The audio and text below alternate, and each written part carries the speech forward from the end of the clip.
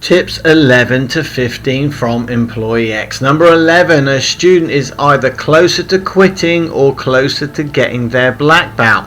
That is it. That sounds a little bit black and white, but really it is that simple. You know, when you finish class at that night, that's either going to be the last class they ever take, or you're going to inspire or motivate them so that they can come back to their next class. In fact, that's your role, that's your job, is to motivate and inspire them just enough so they can come back to their next class. Or what do you mean just enough? Come on, Master Charles, we're here to change their lives. Sure, you can only change their lives, of course, if they show up for their next class. So that's your job, is to motivate and inspire them enough so they want to come back to take their very next class. Remember, they're either closer to quitting or closer to getting their black belt.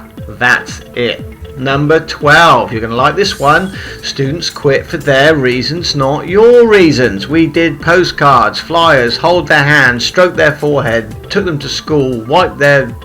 Wow, you know what we did. Everything possible to have our students stay in the program longer. But there was one thing we overlooked in the beginning, of course, and that very one thing is the key to having your students stay longer. My black belt classes went from struggling to hold on to 10 to 20 to having hundreds of black belts training my organization when I applied this principle. The principle that Employee X will share with you, because students quit for their reasons, not your reasons.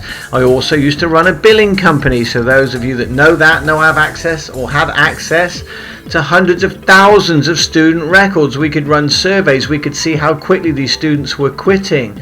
So we knew exactly what our numbers were and how we could employ different strategies to ensure our students stay longer. You'll be amazed at how simple this one really is when he explains it to you, but you will not be amazed by the results.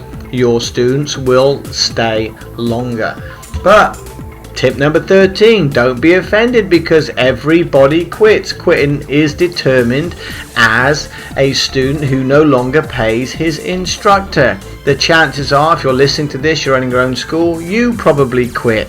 You've stopped paying your first instructor. Translation means you quit. Now, you may not have quit martial arts. That's irrelevant. When we talk about everybody quitting, we're talking about everybody quits. They stop paying you. That's what is going to happen. You have to have that attitude, and it's your job to motivate and inspire them to stay in the program. You have to lose leverage.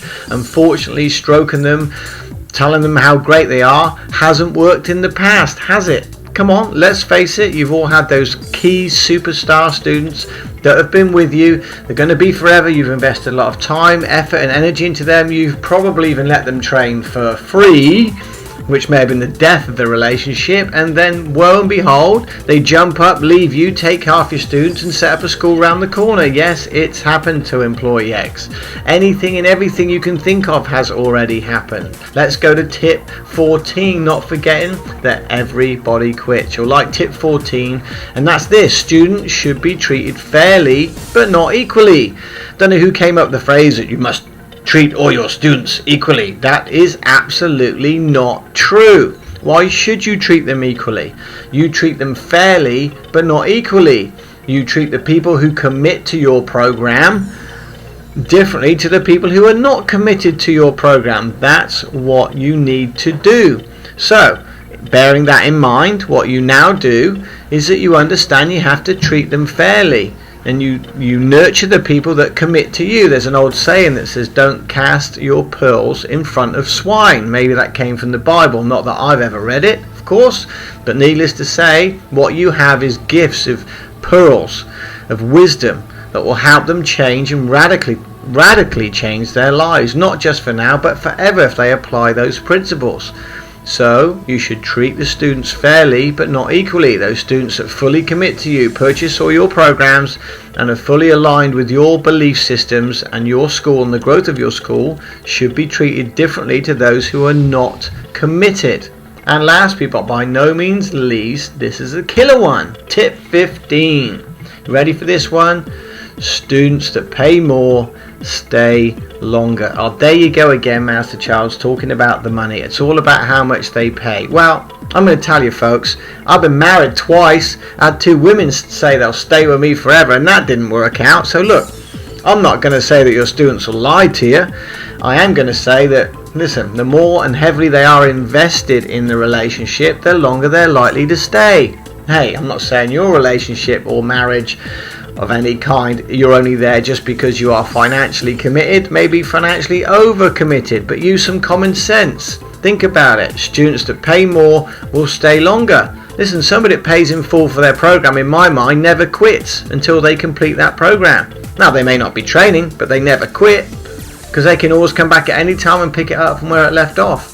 Hey, sidebar, somebody that does come back is also prone to extending their program, believe it or not. And again, Employee X will explain exactly how and when you should be doing that, and when is the perfect time to extend someone's program. Now, I know we spoke a little bit about money in this section, and I don't want you to switch off or be somewhat disenchanted with the fact that, unfortunately, no matter how great a person you are, no matter how great a martial artist you are, it's not about you. It's about how invested the student is into your program. Let's face it, if they've paid for this thing, they're pretty much determined in their mind that they're going to finish it. Is it true in all the cases? No, but it outperforms the students that say they're going to stay and don't pay 10 to 1. Trust me on this. Hundreds of thousands of students we've monitored through a contractual basis to come up with these statistical facts. We're not making these things up. On top of that, we've proven it in our own academies. Tip 15, that's enough about that. Students that pay more, stay longer. You really want to help your students, have them pay more for their programs. That's it from me. Again, not here to make you wrong, not here to make you right, here to make you rich and successful without compromising the standards in your school. Good luck. We'll see you on the next training.